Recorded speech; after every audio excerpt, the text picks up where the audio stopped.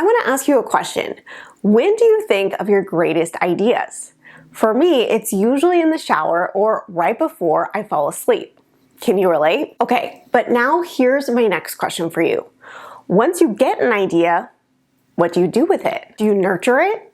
Do you take action? Or do you just let it slip away? Well, today I have something super different and special that I wanted to share with you that's going to help you think of your ideas in a different way. It's actually a book that I bought for my daughter. This is a book called What Do You Do with an Idea? And it's written by Kobi Yamada.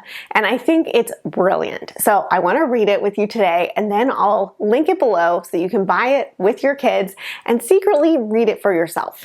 Are you guys ready? Here we go. What do you do with an idea? One day, I had an idea. Where did it come from? Why is it here? I wondered. What do you do with an idea? At first, I didn't think much of it. It seemed kind of strange and fragile. I didn't know what to do with it, so I just walked away from it. I acted like it didn't belong to me. Is this you and your business? But it followed me, as good ideas often do. I worried what others would think. What would people say about my idea? I kept it to myself. I hid it away and I didn't talk about it. I tried to act like everything was the same as it was before my idea showed up. But there was something magical about my idea. I had to admit, I felt better and happier when it was around. It wanted food. It wanted to play. Actually, it wanted a lot of attention. It grew bigger and we became friends. I showed it to other people, even though I was afraid what they would say. I was afraid that if people saw it, they would laugh at it. I was afraid that they would think it was silly. And many of them did. They said it was no good. They said it was too weird. They said it was a waste of time and that it would never become anything. And at first, I believed them. I actually thought about giving up on my idea. I almost listened to them. But then I realized, what do they really know? This is my idea, I thought. No one knows it like I do, and it's okay if it's different and weird and maybe a little crazy. I decided to protect it, to care for it. I fed it good food, I worked with it, I played with it, and most of all, I gave it my attention. My idea grew and grew, and so did my love for it. I built it a new house, one with an open roof where it could look up at the stars, a place where it could be safe to dream. I liked being with my idea. It made me feel more alive, like I could do anything. It encouraged me to think big and then to think bigger. It shared its secrets with me. It showed me how to walk on my hands because it said it's good to have the ability to see things differently. I couldn't imagine my life without it. Then one day, something amazing happened. My idea changed right before my very eyes. It spread its wings, took flight, and burst into the sky. I don't know how to describe it, but it went from being here to being everywhere. It wasn't just a part of me anymore. It was now a part of everything. And then I realized what you do with an idea.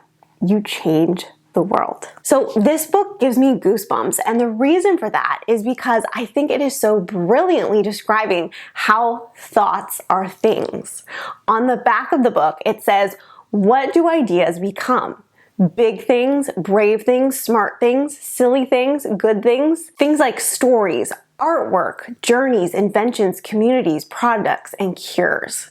Everything you see around you was once an idea. So what will become of your idea? Now that's up to you. I want you to think about how everything in this world started as a thought. everything you can ever imagine was merely just a thought at one time. Let me give you an example. So when I first started selling party decorations on Etsy, I got myself a business coach. And one of the things she taught me was that one of the ways I could add another stream of income to my business without having to work as hard was to start a blog. So I had my initial thought that I was going to start a blog, and I was excited about it because I love to write and I always dreamed of getting paid to write. And then doubt and fear kind of crept in, just like in the book, right? And I wondered if it was even possible to make money blogging. And I thought to myself, what could I possibly write about week after week in regard to my business? But I decided to just take that idea and run with it. So I continued to give this idea energy, and I started my blog, and I brainstormed some initial ideas, and I started writing at least one blog every single week, and I never stopped. And I had a friend say to me, "Do you even make any money in your business?" And I remember saying, well, not as much as I'd like yet, but I kept going, and I kept writing, and I kept feeding the ideas. And anytime I had an idea for a new blog, I would just write it down and I would write it. Fast forward to today, and I have hundreds of vlogs, and I now make hundreds, if not thousands of dollars off my blog every single month. And it all started with just that one thought. That thought of, I could do that. Maybe I could do that.